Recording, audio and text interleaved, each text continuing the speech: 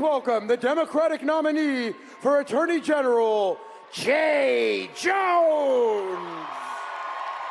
Democratic Attorney General candidate Jay Jones focusing his comments on his campaign agenda in his race with Republican Jason Miyares, unlike the Attorney General's debate earlier, where he repeated his apology for text messages imagining the shooting death of a political rival.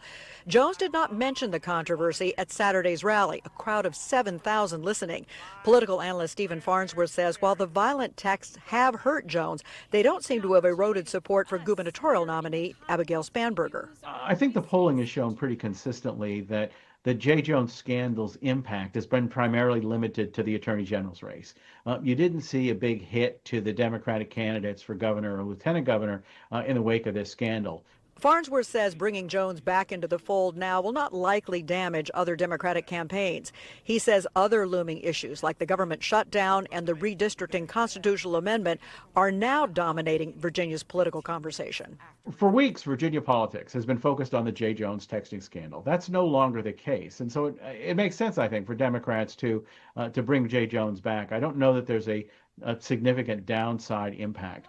Republicans, however, keeping the spotlight on the issue. At a weekend rally in Loudoun County, Republican Attorney General Jason Miyares and Governor Glenn Youngkin continuing to blast Jones over the texts. There are bad people in this world who want to run for Attorney General in the Commonwealth of Virginia, and that's Jay Jones, and we should not allow him to become the Attorney General.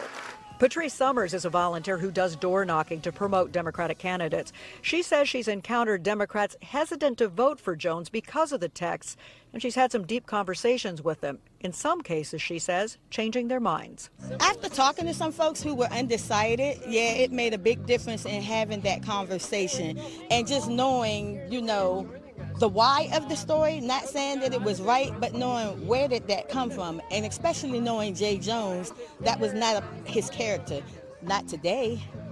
Political analysts say voters who had planned to vote for Jay Jones but reconsidered after the texting scandal won't necessarily cast a ballot for Jason Miyares.